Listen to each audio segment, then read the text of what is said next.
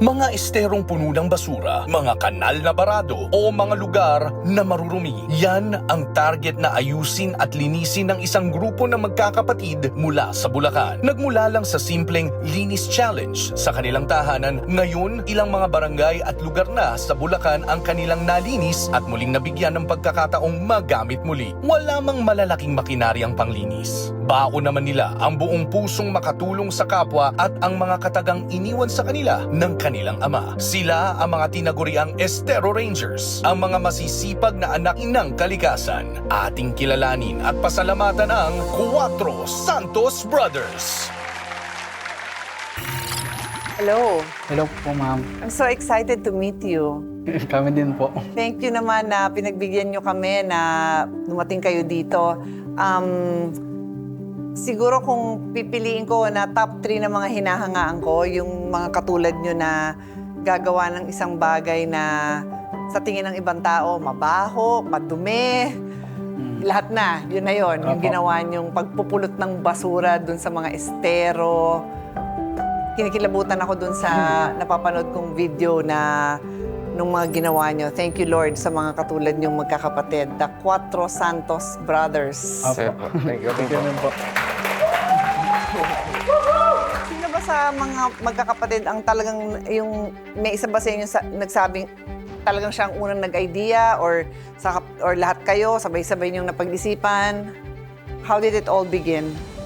Nagsimula po yun sa ma'am sa ano po, sa bahay po namin na Linis challenge ko. ayun, nag-linis challenge po kami yun eh. Tapos gumawa po kami. Pero within the family or Kaming 4 lang po muna. Sa bahay po namin yun. sa bahay? Ano, Opo. kwarto-kwarto? O ganun po, ikaw may- dyan? Ah, Opo, Opo, kusina, ganun bahay, ganun. Talaga? Tapos gumawa Sa po labas kami po. ng dice nun. Tapos nakasulat po yung mga pangalan namin magkakapatid, 4 po yun. Tapos kung sino tumapat, siya po yung gagawa ng gawaing bahay na to. So, kunyari, luto, linis, Opo, ganun laba, po. ganon. Tapos Napag-tripan po namin ganun lang.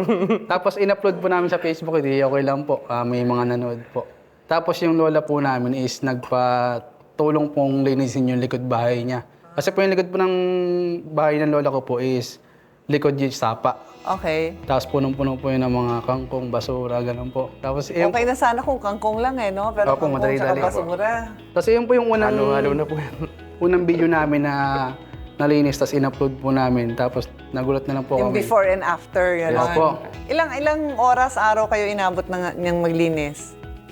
Iba-ibang ano rin po. Depende po sa Kung dami kailan lang ng may time? Or Opo, isang... ganun. Pero yun ba na challenge? Like isa sa inyo? Hindi yun, lahat sama-sama kayong nag-ano nun Sama-sama po kami nun. sa lola nyo. Apo. Alam mo, minsan pag may ginawa kang kayo-kayo lang, wala naman kayong intention na palakihin yun, when people appreciate what you do, nakakagana din, di ba? Opo. O, so yan ha. So, first takeaway ko yan ha. Pag may gumawa ng magandang bagay sa kapaligiran natin, whether classmate nyo, kapatid nyo, normally nga, sa family, bihira pa tayo mag-compliment kapwa kapamilya na natin. Let's compliment them. Kasi tingnan nyo, dahil lang sa views, dahil lang sa comments, ginanahan. O anong kasunod nun? Anong kasunod nun? Kasi yung po, nagtuloy-tuloy na po yung ginagawa namin na paglilinis po. Tapos kada po may mga spot po kami makikita. May group chat po kami noon. Schedule na lang po namin na lang kung po kailan. namin. Ngayon po, may volunteer na sumasama. Meron na rin. Wow. Natutuwa po kasi sa amin. Kakatuwa talaga. It just goes to show, alam mo, isa sa idol ko at papalabasin, I wanna be sure na makita niyo to, si Attorney Tony Oposa, isang environmentalist, isang lawyer. Yung nag-hearing kami sa Sustainable Development Goals sa Senate just the other day. And we've been working together for parang 10 or 15 years na. Tapos naalala pa nga niya na nung bagong mayor pa lang si Mayor Lani Cayetano, pinakita niya na yung simpleng bagay na pwedeng gawin na iwas baha. At yun susundan mo lang yung natural na terrain ng isang barangay. Tapos doon magbutas ka doon. Kasi kung kumbaga titingnan mo yung nung hipa tayo naging urbanized. Di ba yung mga streams, tutuloy din yan sa river di ba? So ito, gagawa ka ng man-made catchment.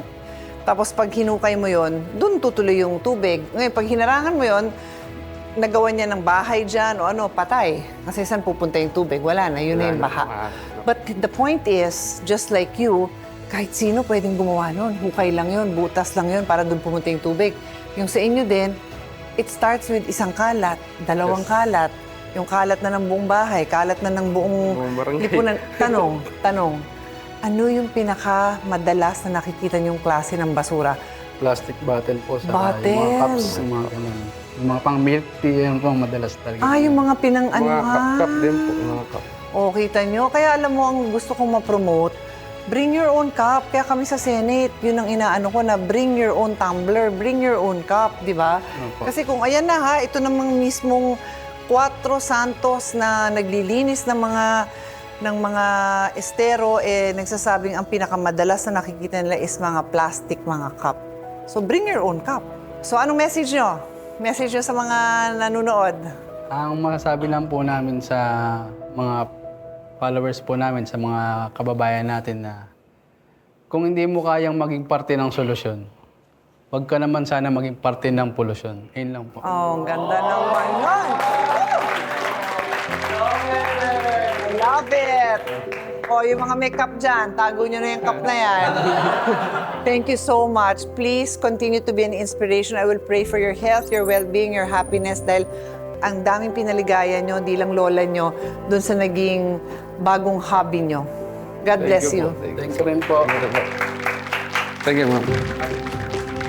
Ito ang aming munting tulong sa kung anumang maitutulong nito sa project nyo. Maraming Kahit salamat. pangkain, pang sa volunteers. Thank you po. Thank you so much, everybody. Please stay inspired. Thank you po.